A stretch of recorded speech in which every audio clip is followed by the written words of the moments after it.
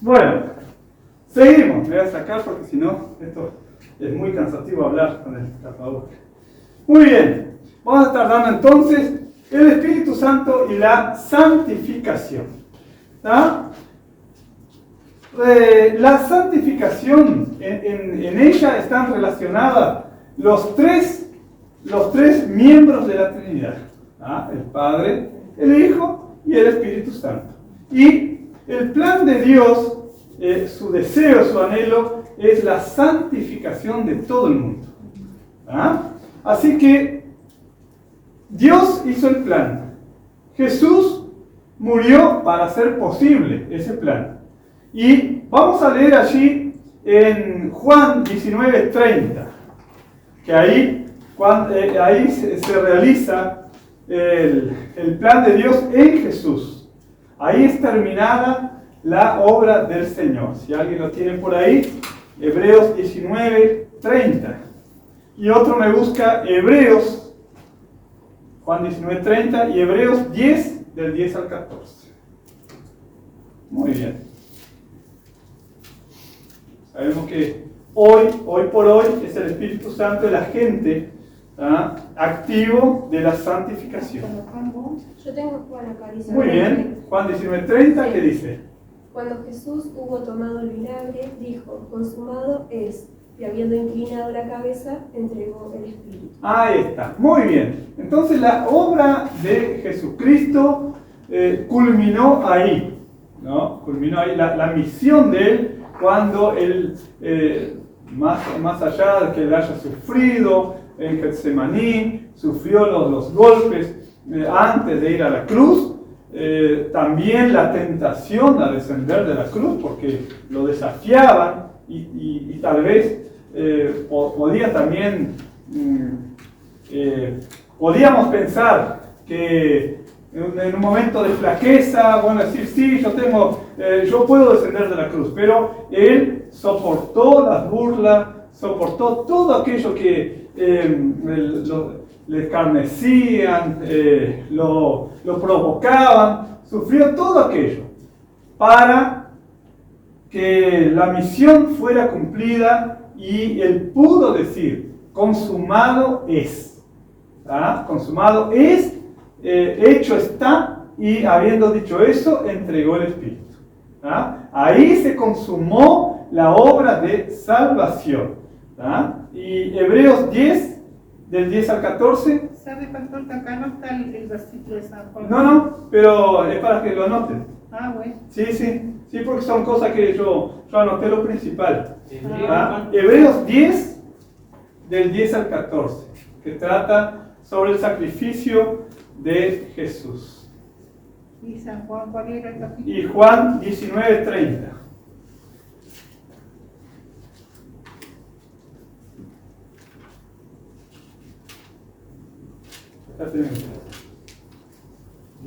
Hebreo 10. 10, del 10 al 14.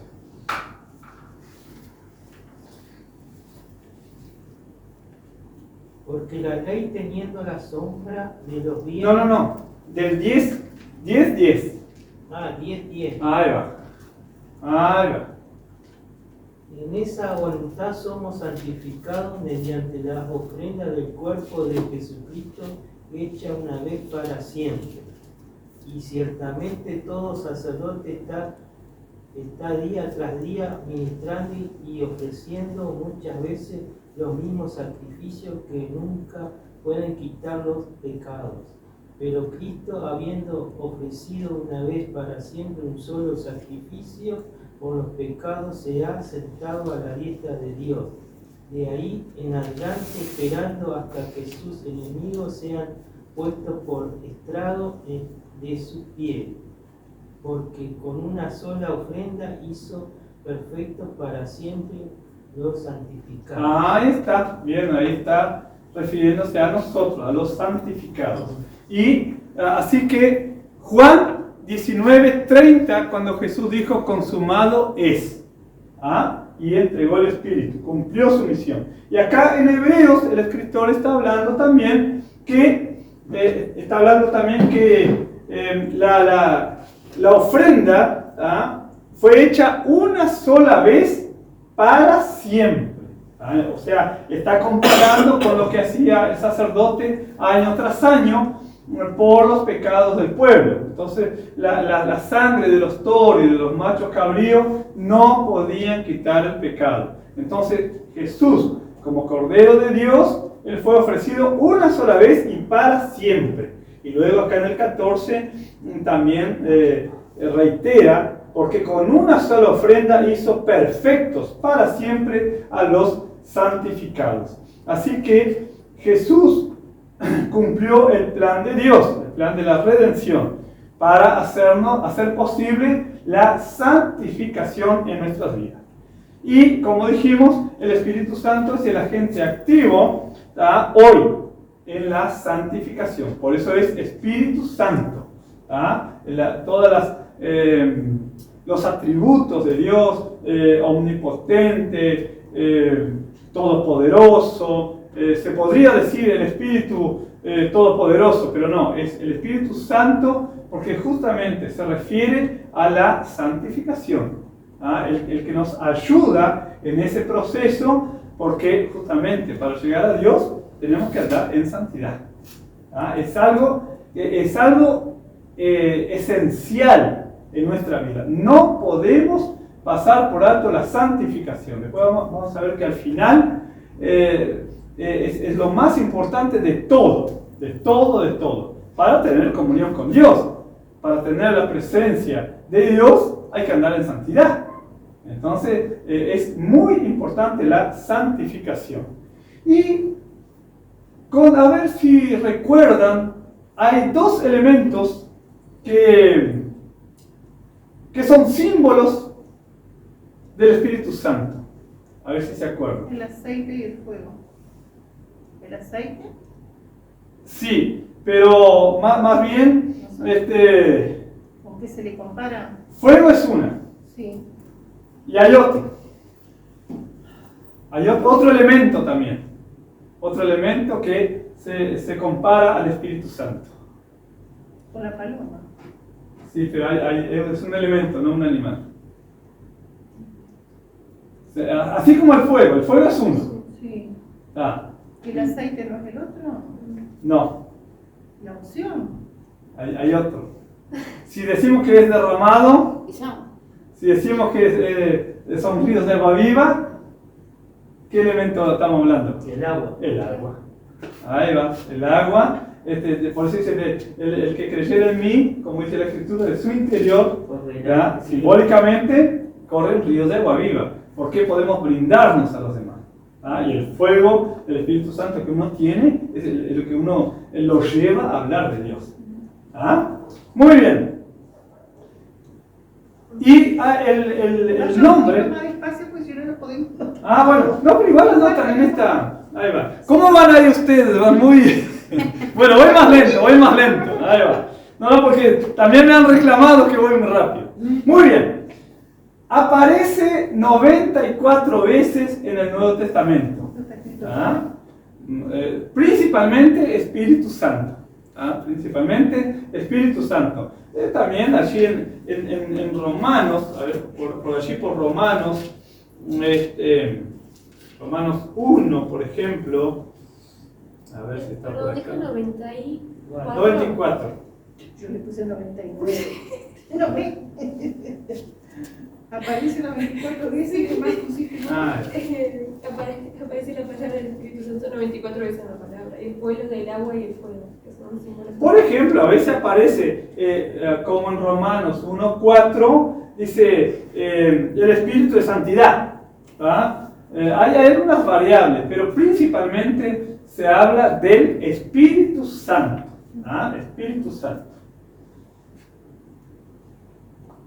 Y más todavía porque los escritores del Nuevo Testamento reconocían lo importante que es el Espíritu Santo para la santificación del hombre. Por eso más se destaca la santidad. Más se destaca la santidad. ¿Hasta ahí todo bien? Hacemos un breve repasito. a pesar que vamos a hablar del Espíritu Santo y la santificación, está involucrado el Padre, el Hijo y el Espíritu Santo. ¿Sí? Muy bien. El plan de Dios, ¿ah? El anhelo de Dios es la santificación de todo el mundo, no solamente de los hijos de Dios, sino que todos sean. Por eso Jesús, acá nosotros leímos en Hebreos que Él hizo perfectos para siempre a los santificados, ¿ah? para que fuera posible la santificación. ¿Ah? Y como leímos así en Juan 19:30, que Él dijo, consumado es, hecho está. La misión de Jesús fue culminada, ¿sí? Y Él dice, no los dejaré huérfanos, yo rogaré al Padre que le envíe al Espíritu Santo, que va a estar con y en ustedes. ¿Ah? Así, por eso cuando dice, y he aquí yo estoy con vosotros hasta el fin del mundo. ¿Y cómo si Él ascendió? Pero, ¿a los cuántos días vino el Espíritu Santo? Después de la ascensión. A los 10 días. Muy bien, a los 10 días. ¿Ah? Solamente 10 días. Y aparte hay unas cosas, yo estuve pensando hoy. Si había una fiesta importante, podía ser posible.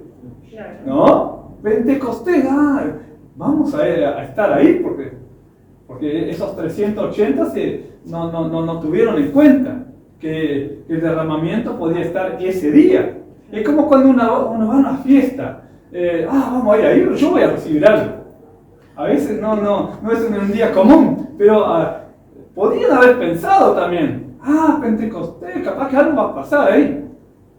Y bueno, y pasó. Y Jesús se apareció a 500 a la vez. Y por supuesto, si el deseo de Jesús era que viniera el Espíritu Santo, les habrá hablado. Quédense en Jerusalén. Pero solo 120 perseveraron. Muy bien. Dijimos que los símbolos con los que se le representa al Espíritu Santo son el fuego y el agua. Muy bien. Aparece 94 veces en el Nuevo Testamento y los escritores reconocían la importancia, lo importante que es el Espíritu Santo en la santificación del hombre. Por eso es el nombre que más se destaca ahí, Espíritu Santo. Muy bien. Ahora vamos a ver definición de la santificación. ¿Qué es la santificación? ¿Qué es la santificación? ¿Lo leo? Sí. Es el proceso por medio del cual Dios está limpiando nuestro mundo y sus habitantes. Ahí va. El Espíritu Santo es para todo aquel que lo acepte. Justamente, cuando un pecador, un incrédulo, un no creyente, acepta a Jesús, bueno, ahí entrada abierta a que el Espíritu Santo venga a su vida. Es como decíamos la otra vez, está a disposición, ¿no? Pero hay que aceptarlo. Hay que aceptarlo. Muy bien. Y la meta final, porque siempre Dios hace las cosas con un propósito. La meta final de Dios es que todas las cosas, no solamente la humanidad, sino que todas las cosas sean purificadas. Ese es el Pero algo dice nuestro mundo, o sea que lo dice en general. Sí. Ahí está. Generaliza. Sí, nuestro mundo, ahí va, todo. Es para todo. Por eso dice, allí en 1 Juan también dice, la sangre de Jesucristo no solamente para nosotros. Es propiciación, ¿no? Primera de Juan 2:2, que dice, y Él es la propiciación por nuestros pecados, y no solamente por los nuestros. Por eso nunca podemos discriminar, para aquel no es, para el otro, que va a ser salvo. No. Es Dios quien llama, elige, ¿no? Y dice, no solamente por los nuestros, sino también por los de todo el mundo. Por eso todo el mundo está incluido en el perdón de los pecados. Ahora, tiene que aceptar el plan de Dios para su vida. Muy bien, así que la meta final de Dios es que todas las cosas sean purificadas de toda mancha de pecado o impureza. Vamos a leer allí en 2 de Pedro 3, del 10 al 13. 2 de Pedro, lo tengo por acá. Les leo igual. Y es que 2 de Pedro 3, ¿Tres? bueno, muy bien, léelo. ¿3 cuánto? Del 10 al 13. Pero el día del Señor vendrá como ladrón en la noche, en el cual los cielos pasarán con grande estruendo, y los elementos ardiendo serán deshechos, y la tierra y las obras que en ella hay serán quemadas, puesto que todas estas cosas han de ser deshechas. ¿Cómo no debéis vosotros andar en santa y piadosa manera de vivir, esperando y apresurándonos para la venida del día de Dios, en el cual los cielos, encendiéndose, serán deshechos, y los elementos, siendo quemados, se fundirán? Pero nosotros esperamos, según sus promesas, cielos nuevos y tierra nueva, en los cuales mora la justicia. Muy bien, muy bien. ¿Han pensado en algún momento de sus vidas en este pasaje? Cuando lo leyeron por primera vez, que todas las cosas que tenemos hoy, incluido este lugar, un día va a ser pasado por fuego. Sí, va a desaparecer. ¿No? Y aparte dice, los elementos ardiendo serán deshechos, y la tierra y las obras que en ella hay serán quemadas. O sea, todas aquellas cosas que nosotros valoramos, las cosas materiales, por supuesto, nos gustan, ¿no?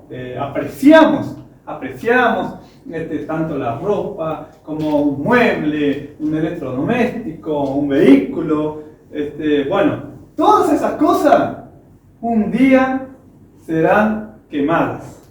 Porque ya no lo vamos a precisar. Claro, y Dios tiene que purificar la tierra. Claro. Ahí va. Entonces, posiblemente eso pase después del milenio. Después del milenio.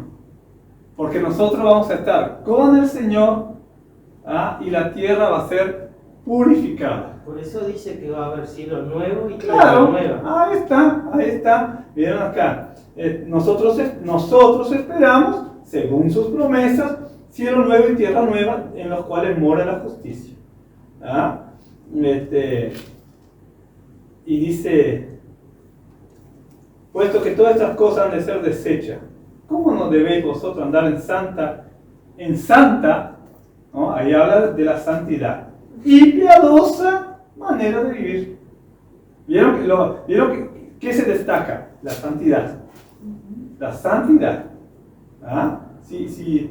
Por eso valoramos muchas cosas, y como les digo, está bien que valoremos, y cuidemos, pero un día todo será deshecho. Y como dice, nada trajimos al mundo y nada vamos a llevar. Y es inútil llevar en el féretro, en el cajón, cosas, porque no vamos a poder usar. Es como los faraones que ponían que bueno, ellos tenían otro concepto de la vida después de la muerte, todas esas cosas bueno, entonces podemos ver que al final de los tiempos, Dios va a purificar la tierra. La tierra fue, como dice acá, cuando la tierra en los días de Noé, en el versículo 6 dice, por lo cual el mundo de entonces pereció anegado en agua.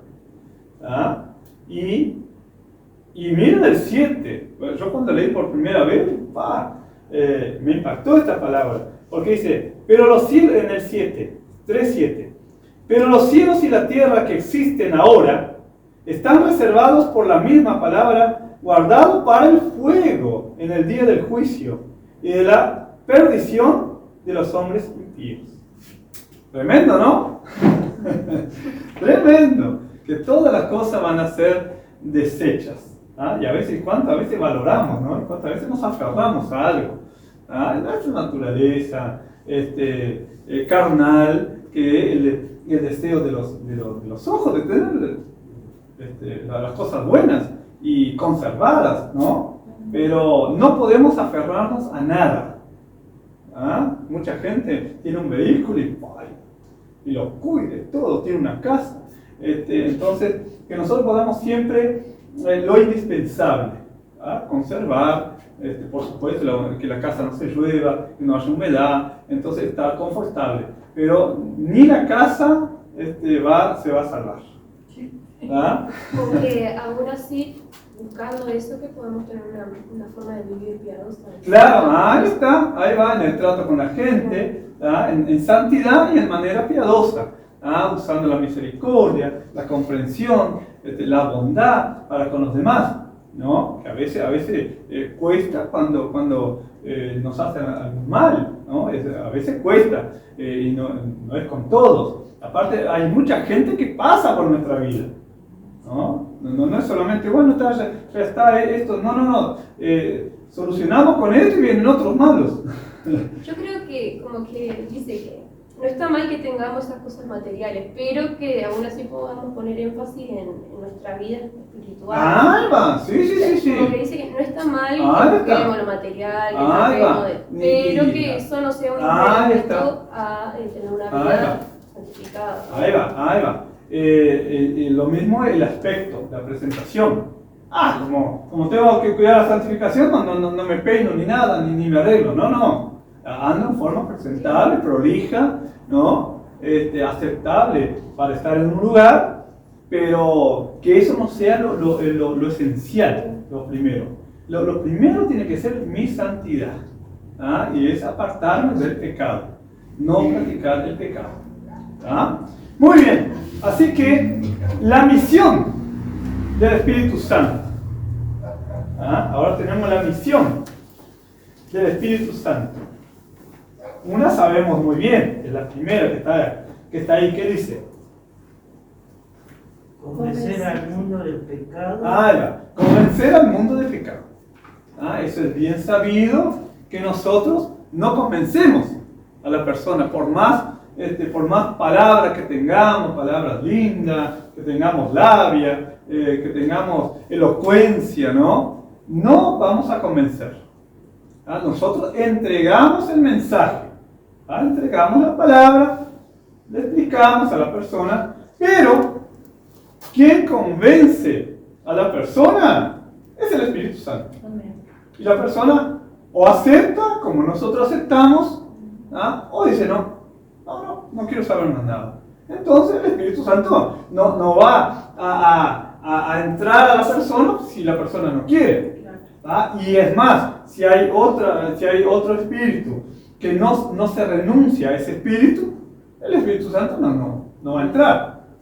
Entonces tiene que renunciar, rechazar, arrepentirse de la forma de vida, de lo que lo está influenciando, oprimiendo o posesionando.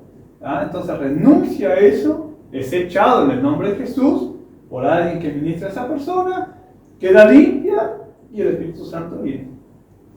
Y ahí hay que cuidar que el Espíritu Santo no se aparte, como hizo con Saúl. Y salió el Espíritu Santo de Saúl y vino el Espíritu inmundo a Saúl. Y en David vino el Espíritu Santo. Por eso él tocaba y claro, una unción tremenda. Y los espíritus que atormentaban a Saúl, ahora se iba David, venían los. ¿No? Sansón también facilitó. Y él pensó que Dios lo iba a salvar. Dice, y él no sabía que el Espíritu Santo ya se había apartado de él. Porque poco a poco él no podía tocar un muerto y tocó al león. Comió del panal de miel ¿no? Y se lo dio a los padres, no le dijo nada a los padres de dónde había sacado. Cuando fue a la fiesta de los filisteos, habrá tomado, ¿no? Entonces fue perdiendo la santidad, ¿no?, que él tenía desde el nacimiento, ¿no? Y bueno, cuando se cortó el pelo, o sea, facilitó más todavía, ¿no? Así que el que convence al mundo es el Espíritu Santo. Esa es la misión. Luego, limpiar al creyente por medio de la sangre de Jesucristo cuando nace de nuevo. Eso de nacer de nuevo no podemos tomarlo a la ligera. Yo nací de vuelta. Nacer de nuevo es cambiar todos los conceptos de vida. ¿Ah? Cuando una persona, un pecador, uno se le dice, bueno, vos tenés que nacer de nuevo. ¿Y cómo? No, ahora tenés que cambiar tu vida. Bueno, pero tiene que cambiar hasta su manera de pensar, ¿ah?, su manera de conducirse, ¿ah?, sus conceptos, sus códigos, sus principios, siempre que sean malos. ¿Ah? Porque de repente una persona dice, no, a mí me la hacen, me la pagan. Bueno, eso tenés que cambiar. Tenés que cambiar. Creciste con ese concepto, bueno, eso hay que cambiar. Si no trabajo, no como. No, ahora tenés que vivir por fe. Entonces, claro, cambia su forma de pensar. Por eso dice, renuévense en el espíritu de la mente. Por eso hay que, y el Espíritu Santo limpia al creyente por medio de la sangre de Jesucristo cuando nace de nuevo. Entonces los pecados son perdonados, ¿ah? Los pecados son perdonados y por medio de la sangre de Cristo, ¿ah? Siempre destacar eso, porque el incrédulo, el pecador puede poner excusa. Pero yo sé que no voy a cumplir, no voy a ir a la iglesia. No. A la iglesia vas después, pero primero tienes que saber que tus pecados te son perdonados. ¿Ah? ¿Cómo que son? Sí, Jesús murió por ti. La sangre de Jesucristo te limpia de todo pecado. Bueno, está. Entonces me perdonan. Sí, bueno, ahora tú tienes que cambiar de vida.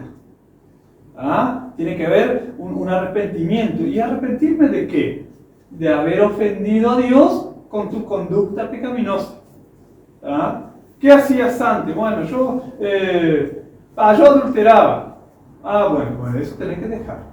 Bueno, yo de vez en cuando robaba, mentía. Bueno, eso también tenés que dejar.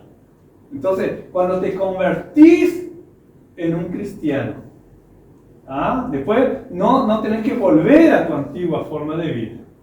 Naciste de nuevo, tus pecados te son perdonados, Dios te da una oportunidad.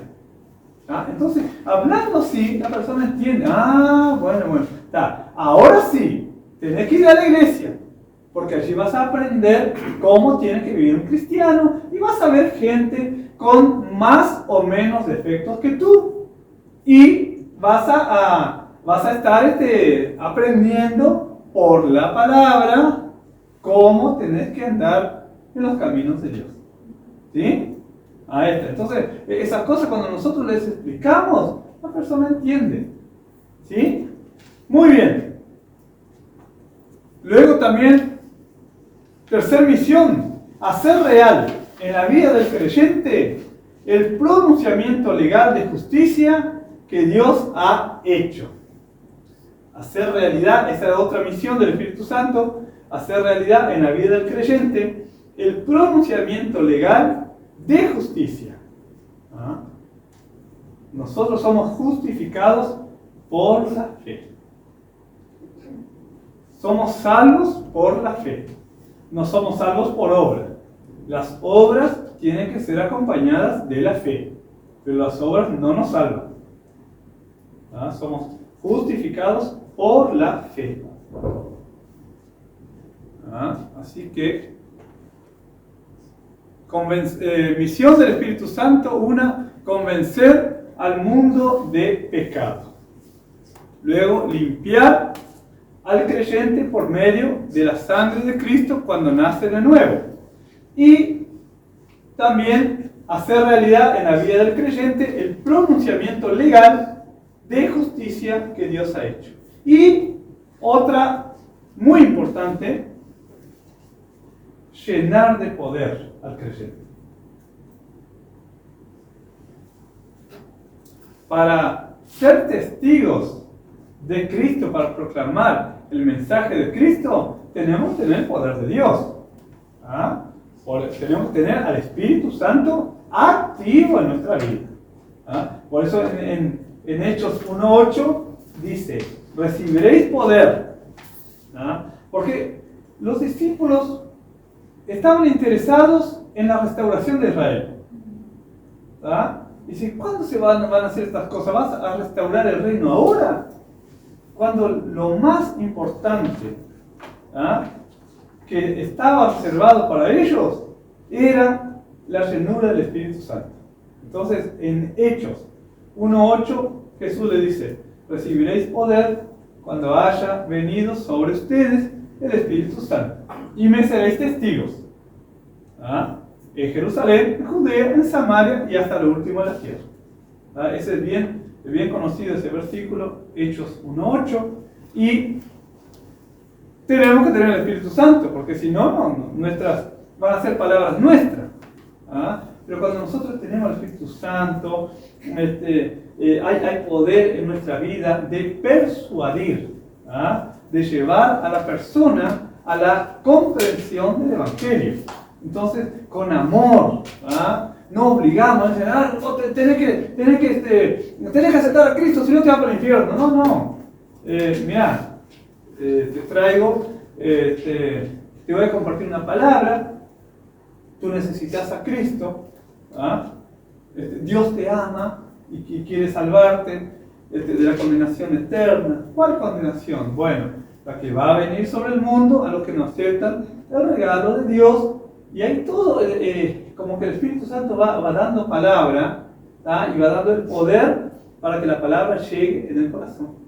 ¿Ah? Y no obligar, no presionar. Si la persona dice, no, yo no quiero saber más nada, no me hables de Cristo, bien. ¿Ah?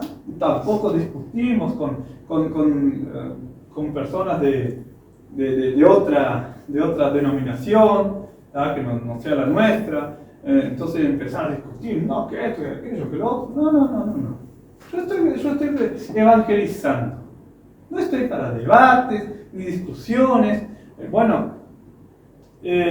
Pablo le decía a Timoteo, evita las pláticas profanas, ¿ah?, que no llevan a nada.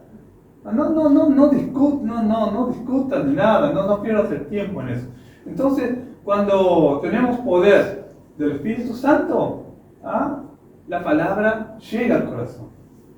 Y cuando vemos el resultado, que la persona dice, voy a ir a la iglesia. Ahí vemos que tuvo efecto, ¿ah?, la palabra dada en amor. Y la persona dice, la verdad que se interesó por mí,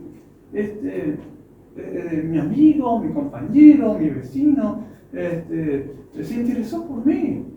Yo voy a ir. Y yo veo que la vida de él o de ella es una vida bien, una vida, no anda en problemas con nadie, siempre está en paz. Entonces empieza a ver si vale la pena o no el ser como nosotros. Por eso el testimonio nuestro es muy importante. Eso también habla más que las palabras. ¿Sí? Muy bien. Así que llenar de poder al creyente para que ayude en el proceso de santificación de otros por la proclamación del Evangelio a los no creyentes y la edificación de los creyentes. O sea, cuando tengo poder del Espíritu Santo, puedo ser útil a los no creyentes y a los creyentes. ¿Ah? Entonces, ayudar a los creyentes a ser edificados. ¿Ya? Entonces, Señor, dame una palabra para este hermano que está desanimado. Señor, dame una palabra. ¿Qué le digo? Entonces, ayudamos a las dos partes. Ganando almas y conservando las otras. Y también a nosotros mismos. Claro, sí. Porque es como una Sí, ni que hablar, sí. Y la satisfacción de ayudar a un hermano. O de hacerlo volver. Cuando está medio ahí, pero hermano, mirá, considerá tal cosa, mirá que... pasamos por pruebas, pero Dios prueba tu fe. Bueno, tenés que esforzarte. No sos el único que tiene pruebas. Pero bueno, vamos a orar a Dios, vamos a orar y vamos a fortalecernos. Entonces, cuando uno comparte con la persona se siente apoyada. Entonces, no solamente ganar almas, sino también conservar los que están, animar. Vieron que dice, a ver si es en Tesalonicenses, allí es ese versículo muy conocido, que después lo vamos a leer también, en Primera Tesalonicenses, cuando dice, 5:11, por lo cual animaos unos a otros y edificaos unos a otros, así como lo hacéis. Siempre está, y bueno, Pablo pedía que oraran por él. Entonces, nunca somos suficientes del todo. O, si quieren orar por mí, que oren. No, por favor, hermanos, oren por mí. Yo voy a orar por ustedes. Hermano, apoyame en oración. Tengo un proyecto, ahí tengo algo para hacer, tengo un trabajo, que se me está por salir un trabajo. Quiero tener, apoyame en oración. Y qué lindo cuando el hermano dice, conseguí el trabajo. ¡Ay, gloria a Dios! Yo estuve orando por ti. Porque uno siente, ¿no? Uno siente esa satisfacción, esa alegría. O cuando uno tuvo una buena noticia, enseguida la comparte, ¿no? ¿Sí? Porque sabe que se va a alegrar la persona. Muy bien. Así que, en conclusión, puse acá. La santificación es una continuación de lo que ha comenzado en la regeneración, o sea, cuando vinimos a Cristo. Es una continuación de lo que ha comenzado en la regeneración.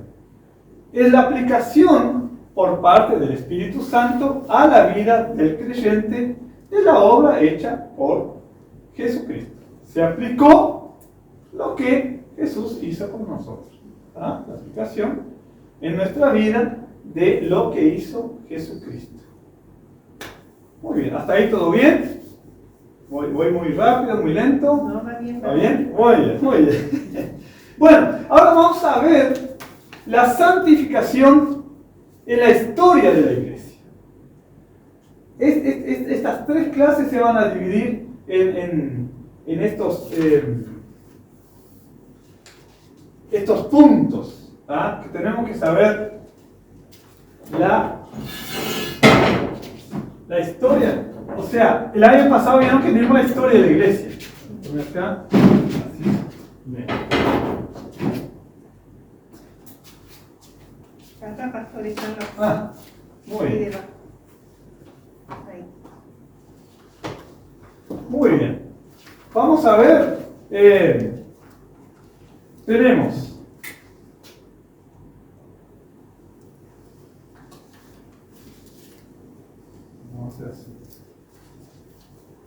Tenemos la parte del Antiguo Testamento, la parte del Nuevo Testamento, los creyentes del Nuevo Testamento, y la parte nuestra, la iglesia, la historia de la iglesia.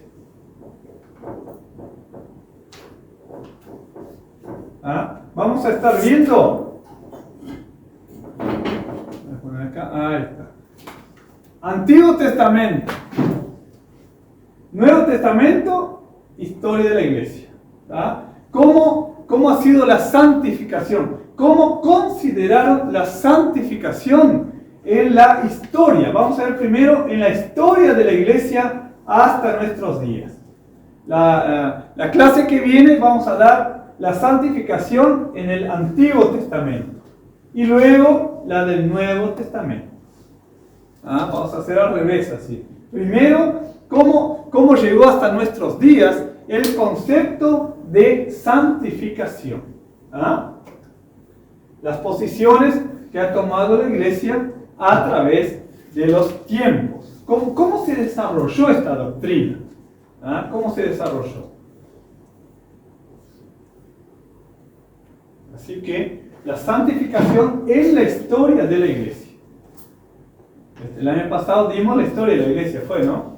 Ay, sí, pastor. Bueno, ahí va. Que hubieron muchos personajes, ¿tá? Muchos personajes que tenemos que tener en cuenta, porque a veces escuchamos, ¿ah? ¿Quién fue San Agustín?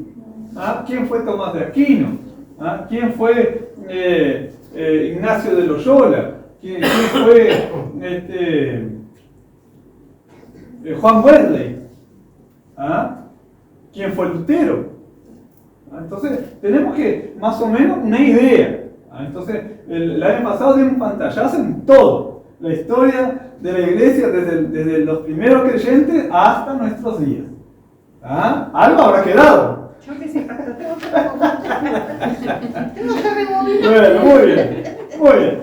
Entonces, los primeros seguidores de Jesús. ¿Ah? Vamos a bien a la iglesia primitiva.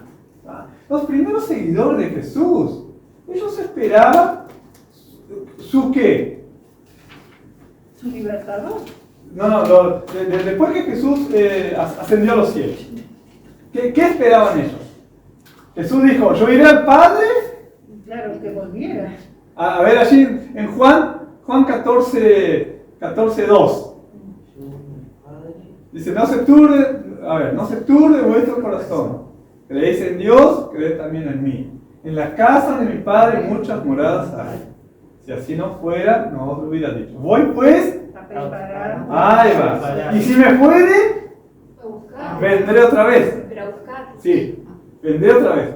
Para que donde yo estoy, Vosotros ustedes estén conmigo. Entonces prometió. Ir y volver. Ya, muy bien, muy bien. Como un padre cuando lleva un niño a un lugar. Ahí va. Te dejo, pero luego vuelvo. Ahí va. Espérame que vengo. No te vayas. ¿Ah? Espérame acá. ¿Ah? Espérame en el súper o espérame en el parque, pero no salgas del parque. ¿Ah?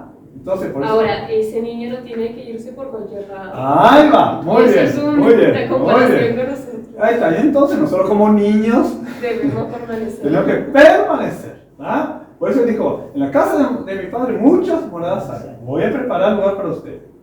Y si me voy, vendré. ¿Ah? Muy bien. Entonces ellos esperaban el retorno de Jesús, ¿ah? Que podía ser en cualquier momento. ¿Qué le dijeron? Hasta Pablo esperaba. Sí. Que él dijo los solteros que no se casen y los que están... Sí. prefiero que se queden como yo, y bueno, está. ¿Qué les dijeron los ángeles? Los dos ángeles, ¿qué le dijeron a los discípulos allí cuando Jesús en Hechos 1:8 terminó de decirles? ¿Por qué estaban tristes? Ahí va. ¿Qué están mirando? Claro. ¿Por qué están mirando hacia el cielo? Dice, ese mismo Jesús Se subió. vendrá de la misma forma que se fue. Y claro, con eso ellos esperaban la venida, ¿no? Hechos 1:11, porque es más adelante. Bien, dice, varón de Galileo, ¿qué estáis mirando? ¿Por qué estáis mirando al cielo? Este mismo Jesús que ha sido tomado de vosotros al cielo, así vendrá como le habéis ido, como le habéis visto ir al cielo. Eso fue el primer mensaje. La segunda venida de Cristo. O sea, que él iba a retornar. Sí. Por eso ellos vivían pendientes de eso. Claro. Vieron que ellos vendían sus casas y compartían todo. ¿Y para qué queremos casas si Jesús viene pronto? Claro. Jesús va a venir a llevarnos. No, vamos a compartir todo. Y partían el pan juntos. Y oraban y estaban en comunión. Y bueno, y más si eran perseguidos. ¿Para qué quiero mi casa si estoy siendo perseguido? Entonces, ellos esperaban que volviera Jesús.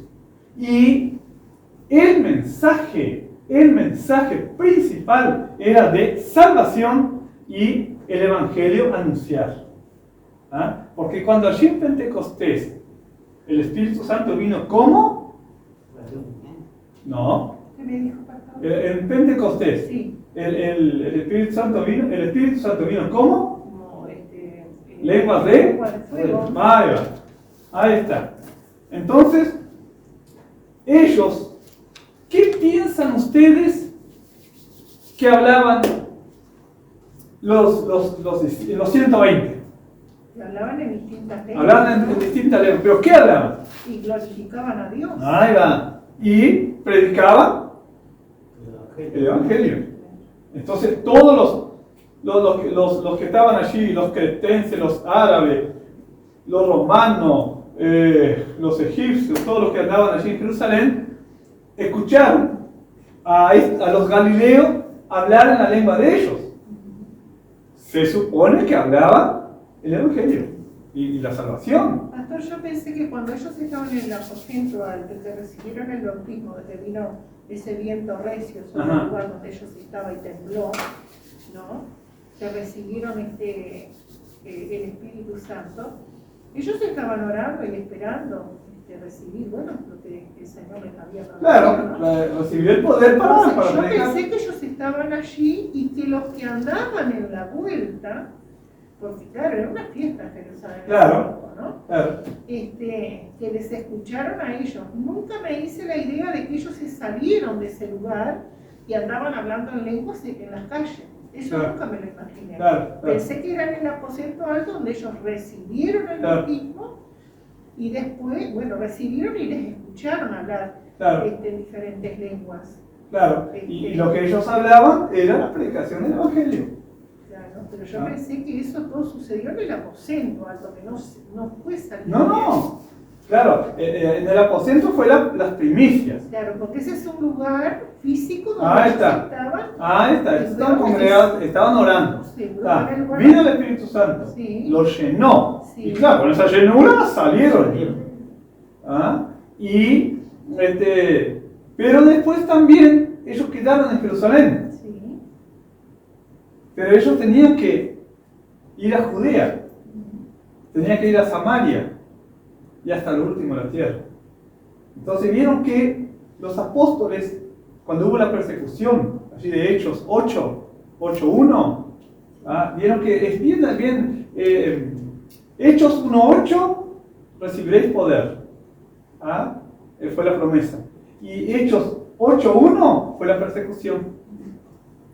Se dio vuelta ahí. ¿Por qué? Como ellos no querían salir, hubo persecución. Y ahí, al salir, dispararon, proclamaron el Evangelio. Claro, pero eso fue mucho tiempo después. Claro. Tomó años, capaz. Sí. Tomó años, Cuando leemos Hechos, parecería que está enseguida. seguro. Pero para que Pedro llegara a la casa de Cornelio, pasaron por lo menos 10 años. Claro. 10 años por lo menos. Entonces, claro,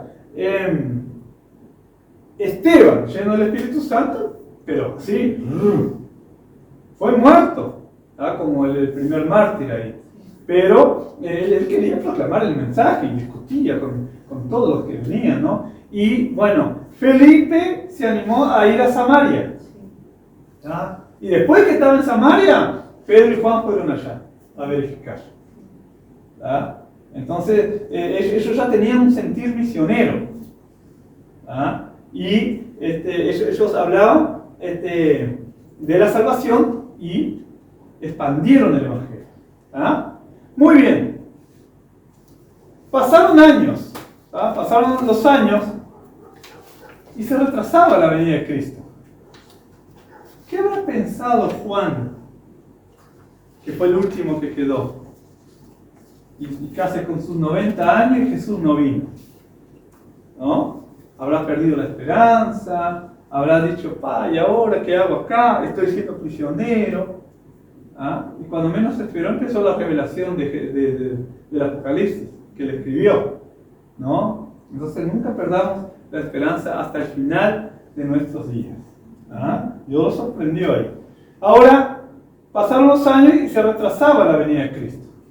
Entonces empezaron a surgir dudas. ¿Vieron cuando están esperando, vamos a suponer, van a un casamiento y la novia no llega? Está esperando que entre la novia. Como toda novia, a ver las novias que demoraron. Bueno, van al casamiento, está todo preparado. Está la mesa preparada, los adornos, el altar, el novio que siempre está nervioso. Está todo ahí, y la gente expectante por ese momento. Y la novia no llega, y no llega. Y bueno, hay gente que empieza a retirarse. Pero hay gente que dice, no, yo voy a esperar. Bueno, con Jesús ha pasado lo mismo. Que pasaron casi 2000 años y no ha venido. Ahora, si viene o no viene, no es asunto nuestro. Lo que tenemos que estar preparados. Estar preparados. Y ya había problemas en la iglesia, por eso ahí en 1 Tesalonicenses 4, Pablo les escribe porque claro, ellos tenían dudas, porque los que murieron en Cristo, ¿qué pasa con ellos?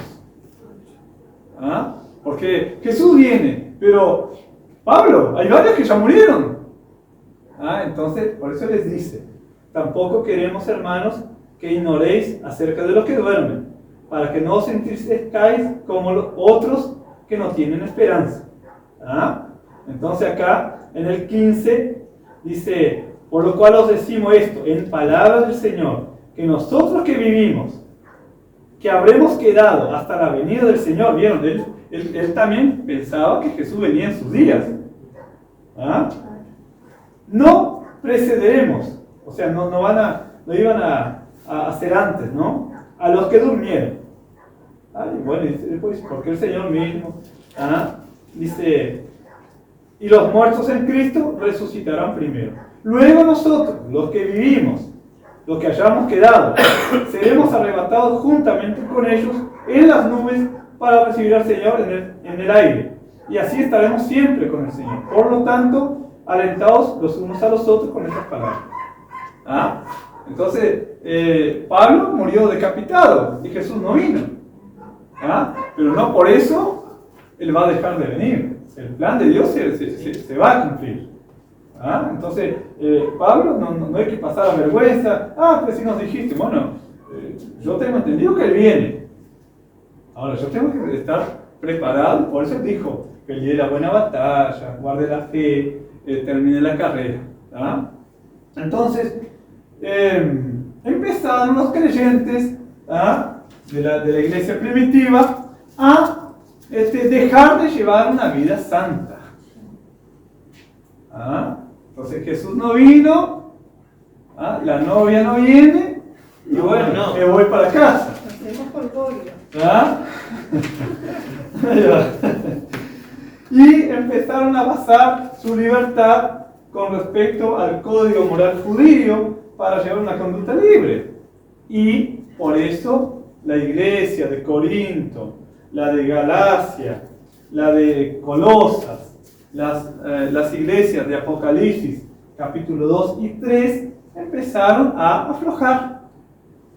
Porque ya en el tiempo de Juan sería en el año 90 de la era cristiana. Y fíjense que Jesús ascendió a los cielos en el año 33 de la era cristiana. Y del 30 al 40. Jerusalén había sido destruida en el año 70. Entonces, claro, esos creyentes empezaron. Vieron que después de Pablo, Timoteo no escribió nada, ni Tito tampoco. Eso no está registrado en la obra de ellos, porque fue escrita hasta Pablo y luego salta a Juan. Pero en ese intervalo del año 60 al 90 no hay escritos de ellos. Entonces, claro, los creyentes empezaron a aflojar. Tuvieron que pedirle a Juan que escribiera el Evangelio. Que Juan era el único que había quedado, que había estado con Jesús. Entonces, claro, por otro lado, estaban los creyentes, ¿no? Los cristianos. Y estaban los judaizantes, los que obedecían la ley de Moisés. Y querían, porque querían que los creyentes se circuncidaran. Porque si no, no son salvos. Entonces ahí fue que ocurrió el concilio de Jerusalén. No, ustedes no van a ser salvos por circuncidarse. Ustedes van a ser salvos por la fe en Cristo Jesús. No molesten más a los gentiles. No los obliguen a circuncidarse. Que se guarden de fornicación, de idolatría, de ahogado y de sangre. Pásenlo bien. Vamos a escribirle a ellos. Santiago se puso en pie ahí y habló. Entonces, Pablo dijo, yo me voy con los gentiles. Por eso Pablo dice, los mutiladores del cuerpo, los que obligaban y querían que se circuncidaran. Bueno, o los Gálatas. Los Gálatas habían empezado bien y se dejaron influenciar. Por eso él dice, oh Gálatas insensatos, ¿quién nos enseñó a cambiar? ¿Quién nos enseñó? Habiendo empezado en el espíritu, ahora terminan en la carne. Entonces, digo, no, la salvación es por la fe en Cristo. Si se circuncidan no les aprovecha en nada. Y si la circuncisión salva, ¿para qué murió Jesús? Entonces no basen la salvación en la circuncisión. Muy bien. Pero a pesar que esa sugerencia fue derrotada, ¿no? Quedó sin efecto, igual no resolvió el problema cómo mantener una vida santa. A pesar que hubo esa división, igual la santidad no fue la prioridad, que es lo que más se requiere. Acuérdense que Dios le dijo a los israelitas, sed santos porque yo soy santo. Y Pedro habla allí, sed santos en toda vuestra manera de vivir. Así como el sumo sacerdote tenía que llevar. Ahí va, santidad que va, ahí va. Por eso, siempre lo principal en la vida de un cristiano es la santificación. Se salvó. Bueno, ahora andar en santidad. Andar en santidad. Muy bien. La época posterior al Nuevo Testamento. Avanzamos un poquito más. Empezaron a retirarse de la doctrina bíblica de la santificación. Iba declinando.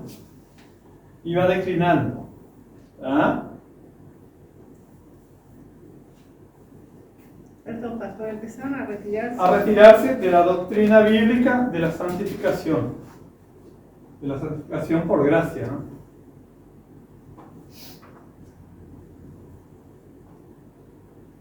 La santificación es mantenida por gracia y por el poder de Dios. Solamente por el poder de Dios es que nosotros somos santificados, ¿no?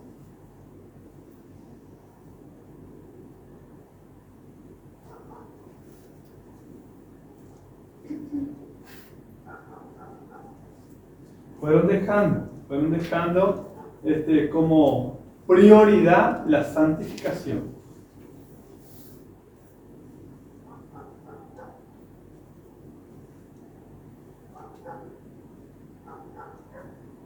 Esos fueron posteriores al Nuevo Testamento. Porque por eso estamos viendo el desarrollo de la doctrina de la santificación a través de la iglesia. Los primeros padres de la iglesia, o sea, después de Juan, ahora ya pasamos a Juan. Han escuchado de Policarpo, Ignacio de Antioquía, Esos fueron, Policarpo fue discípulo de Juan. Ignacio de Antioquía enseñaba a tener a Jesús dentro de uno. Que Jesús tenía que... Jesús, ya no decía el Espíritu Santo. Ahí ya cambió. Que Jesús tiene que estar en mí para tener una renovación moral. De a poco se va cambiando los conceptos, ¿no?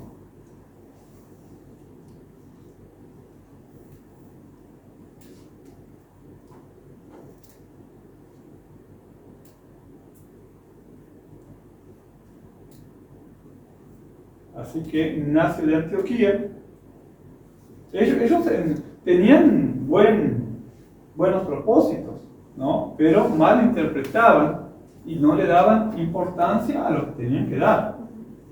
Entonces, Una sí. pregunta, porque Juan habló todo del Apocalipsis y ya no, como que la parte donde quedaron los manuscritos de Pablo, es como que la gente después de Juan y estos otros hermanos que vinieron, como que se ve que no leerían, o dónde estarían esos Claro, pergaminos, también había mucho analfabetismo. Claro, para interiorizarse Claro, de lo que ahí va. lee. Por eso se leían las cartas. Sí. El que sabía leer leía y la congregación escuchaba, los que estaban en la sinagoga. En Apocalipsis, por eso dice, el que tiene oídos para oír, oiga lo que el Espíritu dice a las iglesias. Entonces en forma, se leían las cartas. Claro. Y claro, no todos retienen. Claro, pastor, pero por ejemplo, Policarpo y este otro Juan Ignacio, los escritos, ¿ellos tenían acceso después de Ellos Juan? tenían sí, Ah. ellos tenían sí, pero es distinto. Nosotros que Ya tenemos todo podemos armado. comprobar con la Biblia. Claro, tenemos todo armado. Claro, y ellos no tenían. Claro. Era un pergamino para toda la iglesia. Sí, sí. Fíjense que la imprenta fue en 1500, por Gutenberg. Claro, cuando se Y ellos estaban en el año 100, la Biblia. faltaban 1400 años. Claro. Entonces, Fue difícil también para ellos. claro, y cuando la Iglesia Católica tenía todos los pergaminos, no estaba abierto al pueblo. Entonces lo que ellos decían Sí, era ley. Claro. Y la gente de la Edad Media, la gente de la Edad Media fue en la época del oscurantismo. Ignorancia. La gente Claro. lo que hacía era memorizar mucho. Claro, Sí, claro. Por eso estaban ¿cómo se le decía? Los probadores y Claro. los rapsodas, que Ahí eran va. personas que escuchaban una palabra o algo y Claro. al público y Ahí se lo va. cantaban. Claro. Y después la gente con eso tenían que acordarse. Sí, y memorizar. sí, sí, Así estaban sí. todo el tiempo. ¿no? Y que había gente que no sabía ni la edad que tenía. Y si no era cristiano, no tenía registro porque era la Iglesia Católica la que registraba los nacimientos. Entonces tenía que andar según la ley de ellos. Entonces había mucha ignorancia por no haber la cultura que ellos no les llegaba a ellos, los conocimientos. Que nosotros tenemos que dar gracias a Dios por el tiempo en que nosotros nacimos. Bien, Agustín fue otro que surgió. Destacó, y era obispo de Hipona, ¿no? Hipona era una ciudad. Agustín, que el papel de los sacramentos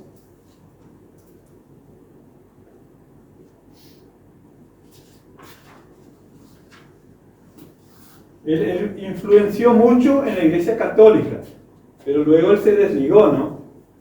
Porque era el Pablo de esa época, el apóstol Pablo. O sea, era como si tenía tanta sabiduría y conocimiento y discernimiento de la palabra, él interpretaba tanto como Pablo. Era tenía mucha sabiduría. Y él dio gran importancia a los sacramentos. a pesar de todo, él dio importancia a los sacramentos. Por ejemplo, los sacramentos que nosotros cumplimos, ¿cuáles son? ¿Los mandamientos? No, sacramentos. No. Lo que hacemos todos los primeros domingos. ¿Y qué más? Y el bautismo. Son los sacramentos que nosotros guardamos.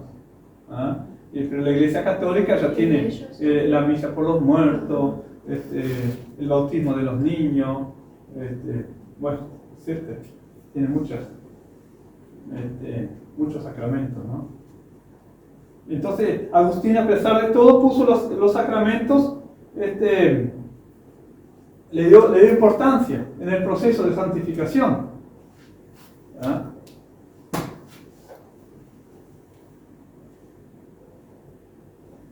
Y Tomás de Aquino, aferrándose a lo que dijo Agustín, enseñó que la Iglesia podía borrar los pecados veniales, son los pecados que no, ¿cómo les voy a decir? Diríamos, más livianos, como de repente matar a alguien sin ¿cómo se dice? Sin intención, o mentir, o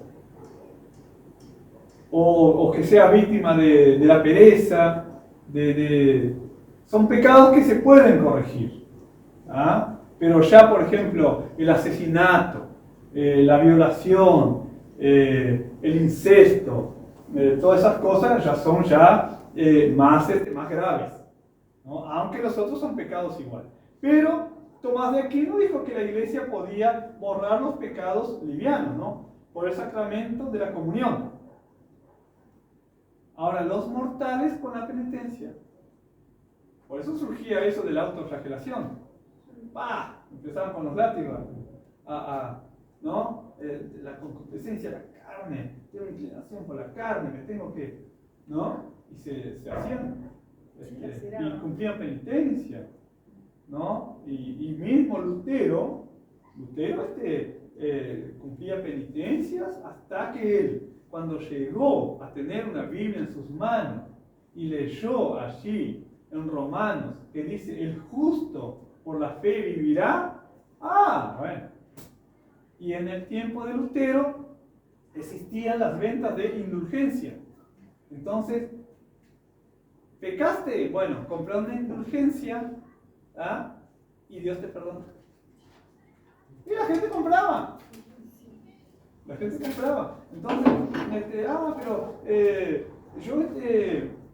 pero mi abuelo, yo quiero comprar una indulgencia para que los pecados de mi abuelo. Sí, ¿cómo no? Dice, cuando cabe la moneda en el arca de la iglesia, tus pecados ya son perdonados. Y la gente cree. Así hasta hoy, con todo lo que hay, la gente se deja engañar. Imagínense en la Edad Media, en el año 900. Claro, le decían cualquier cuento y tal. ¿No? Había atropellos. Tremendo, ¿no? Bueno, entonces, los dirigentes de la Reforma, ya en el tiempo de Lutero, ya empezaron a ver que la santificación era la obra del Espíritu. Primero por medio de la palabra y luego los sacramentos. Ahí ya empezaron a poner la palabra en primer lugar. Ahí va. La santificación es la obra del Espíritu primero por medio de la palabra y de manera secundaria por medio de los sacramentos. Ahí estuvo, en ese grupo estuvo Lutero. Lutero, ¿No eran teólogos ellos? Sí. Ellos estudiaban la Biblia porque ellos tenían acceso a la escritura. Entonces, Calvino, Van Wycliffe, John Knox,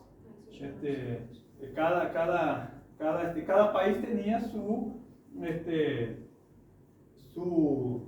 teólogo. Que España tuvo los que escribieron la Biblia que hoy tenemos, Casiodoro de Reina y Cipriano de Valera. Ellos fueron también reformadores y interpretaron, tradujeron la Biblia. Lutero tradujo la Biblia del latín al alemán. Después hubieron otros que tradujeron al idioma de su país. Entonces Gutenberg con la imprenta entró a imprimir y bueno, y ahí empezó y toda la persecución que hubo, bueno, en la Inquisición, ¿no? De la Iglesia Católica, claro, porque el pueblo empezó a ver claro, empezó a pensar, y claro, no le convenía a la Iglesia Católica. Y Casiodoro de Reina, por ejemplo, ellos murieron así, hay un sepulcro así sencillito nomás, porque claro, era tanta la persecución que no podían ni llamar la atención. Pero si tendrán recompensa en haber traducido al español, ¿no? Muy bien. Luego los pietistas y metodistas, decían que el Espíritu Santo realizaba la obra por medio del amor, la entrega y la obediencia del creyente a Cristo, junto a un anhelo por la santidad práctica y una lucha por alcanzar la perfección. Insistían en una relación espiritual individual más que los sacramentos, que los católicos defendían, ¿no? O la predicación de la palabra, que los luteranos hacían. O sea, ahí estaban en el medio. Pero la predicación de la palabra es importantísima. Acuérdense de Hechos 6, cuando los apóstoles dijeron, no podemos atender a las mesas, tenemos que poner a diáconos, ¿no? Gente llena del Espíritu Santo. Vieron que para atender a las mesas, gente llena del Espíritu Santo.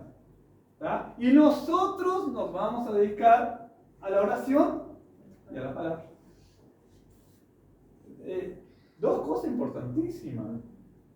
Pero los pietistas no tenían en cuenta tanto la predicación de la palabra. Juan Wesley, que fue un metodista, decía que los que carecían de vitalidad espiritual habían sido salvos, pero no santificados.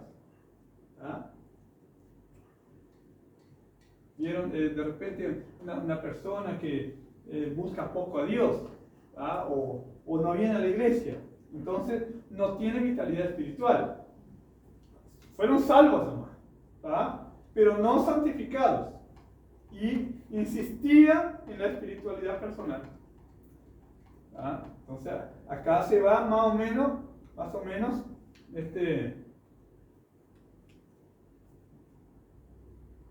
llevando la vida a la santificación. Que aunque hoy la iglesia metodista no está tan viva como en los tiempos de Wesley, que fue el que fundó el metodismo. Metodista porque ellos tenían método para todo. Ellos tenían oración para todo. A tal hora oración, todo así, sistemáticamente. Por eso le dijeron metodista. Y bueno, y hoy está la insistencia del bautismo en el Espíritu Santo. Está bien que se busque el bautismo en el Espíritu Santo. Los dones sobrenaturales, está bien también que se pida a Dios los dones del Espíritu Santo. Pero hay un descuido todavía en la santificación. ¿Estamos de acuerdo? Sí, ¿O piensan que hay santidad absoluta? Hay un descuido. Por eso es muy importante andar en santidad. Y por eso, sin la cual nadie verá al Señor, o sea, no tengo una comunión con Dios, entonces tengo que buscar la santidad. Tengo que buscar, y Señor, perdoname, Señor, yo pequé, Señor, yo fallé, ayúdame a desprenderme de esto que me aleja de ti. Bueno, Señor, no resistí, fui tentado, tal cosa, tal otra. Señor, yo quiero hacer tu voluntad. Yo quiero estar con mis ropas, con mis vestiduras limpias, blancas, resplandecientes. Ahí va, sin mancha, ni arruga, ni cosas semejantes. Entonces, por eso acá, cuando en la Odisea, cuando dice, Jesús le dice a la iglesia de la Odisea, dice, ¿cómo es? Yo te aconsejo que de mí compres oro refinado en fuego y vestiduras blancas para vestir.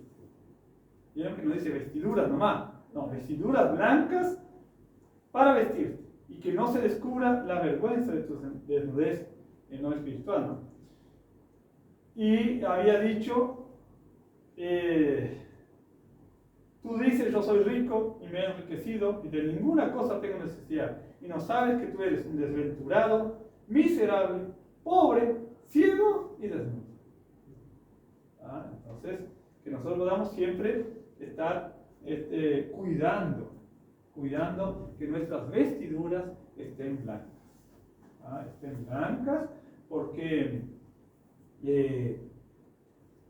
la limpieza, la purificación y la santificación son muy importantes.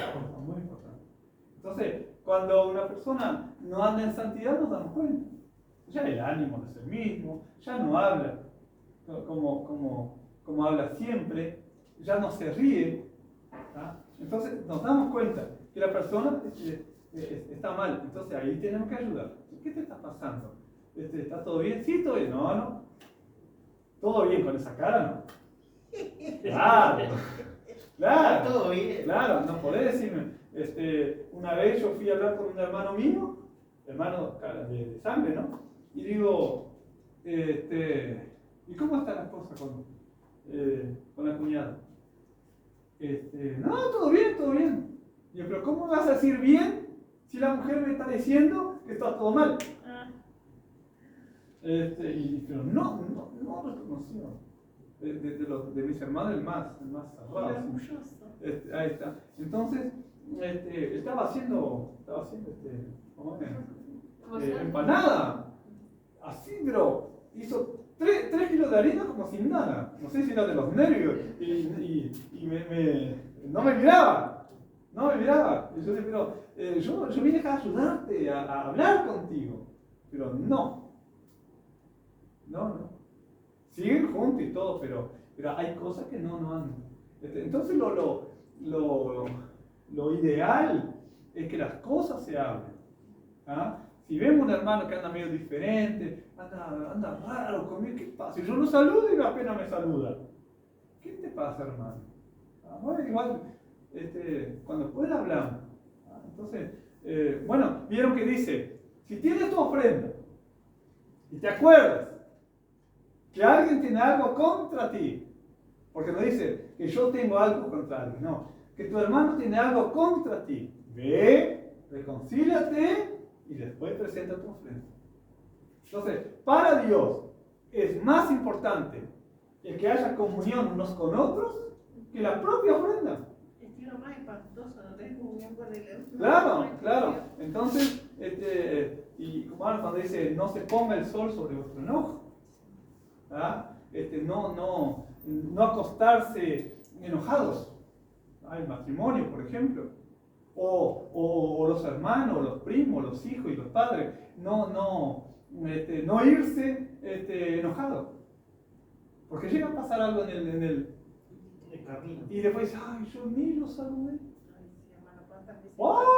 Y eso después, ¿sabes cómo queda eso? Cargo de conciencia. No. Entonces, claro, sí, no. Vamos a orar, vamos a